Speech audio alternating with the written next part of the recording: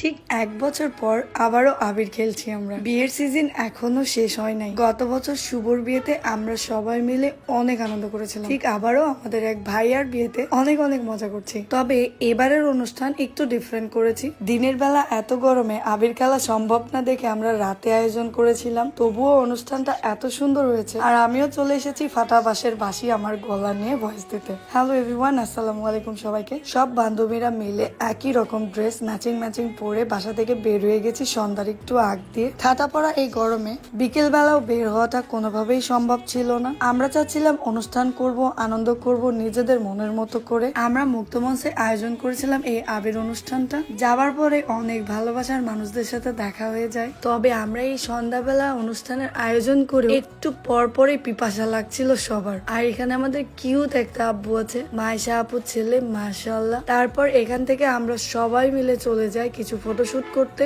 মানে তার আগে আমাদের একটু টিকটক করে নিতে হবে।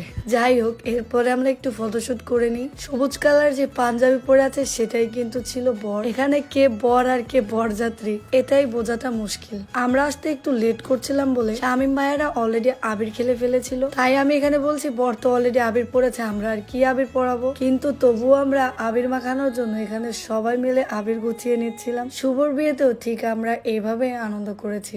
আজকে সবার কথা মনে হচ্ছে সবাইকে অনেক অনেক মিস করছি। আমার তো আবির খেলার থেকে আবির ডালা সাজাতেই বেশি ভালো লাগে আর দেখতেও ভালো লাগে। বরকে তো আমরা উড়াধুরা আবির মাখিয়েছি। এইবার আমাদের সবার বলা ভিডিও আর ফটোশুট করা। একটা জায়গায় ক্যান্ডিড ফটো নিতে যে কতবার শট নিতে হয়েছে আমার, নিজের ভিডিও দেখে নিজেই হাসছিলাম।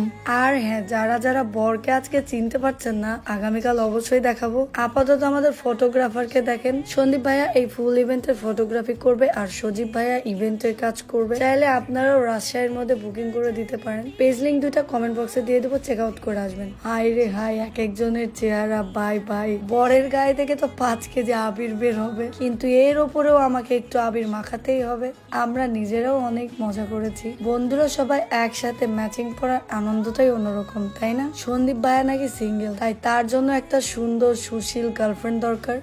আমাদের ভাবি দরকার। ভাই রে ভাই, সবাই মিলে আমাকে যেভাবে আবির পরিয়েছে, আমি তো পরে নিজের চেহারা নিজেই চিনতে পারছিলাম না। ভাবলাম একটু পরিষ্কার করে নিই, যদি একটু ফেসটা বোঝা যায়। আমরা সবাই ভূত সেজে আছি আর আমার বান্ধবী এখনো আবিরই দেয়নি। এইটা কি কোনোভাবে মেনে নেওয়া যায়? কখনো না। তাই আমরা একটু করে হলেও আবির দিয়ে তাকে সান্ত্বনা দিচ্ছিলাম। আমি এত সুন্দর স্টাইল করে তাকে আবির মাখিয়ে দিলাম আর সে আমাকে এইভাবে দিল। ব্যাপারটা একদমই ঠিক হয়নি। এবার লাউ ঠেলা, খাও আবির, লাউ আবির। এই রঙগুলা যদিও ধুলে পানির সাথে চলে যায়, বাট কিছু কিছু রং আছে যেগুলো একদমই যায় না। আমি নিজেও জানি না এই ফুটেজ কেন শেয়ার করছি, তবে আমার খুবই ভালো লেগেছে। আমরা সবাইকে আবির দিয়েছি, অনেক বেশি এনজয় করেছি। প্রোগ্রামটা যদি আরো দিনের বেলা হতো, হয়তো এত শান্তিতে আমরা আবির খেলতেও পারতাম না, অনুষ্ঠানটাও কমপ্লিট করতে পারতাম না। রং খেলার মধ্যে একটা মজা আছে। সবাই মিলে উড়াধুরা মজা করতে যে তিশা আপুর তো হাতই কেটে গেছিল বেচারি, তাকে এই নখ নিয়ে এখন কষ্ট করে চলতে হবে। হাস্যকর বিষয় ছিল মেঘলা। সবাই তো মেঘলাকে ইচ্ছে মতো আবির মাখিয়েছে,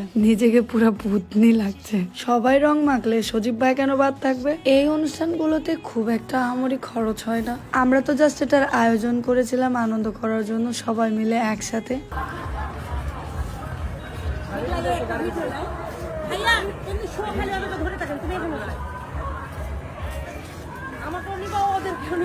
দাদা আমার ঘোরা বেরোচ্ছে না, তারপর আমাকে আইসক্রিম খেতে হবে, ব্যাপারটা বুঝতে হবে।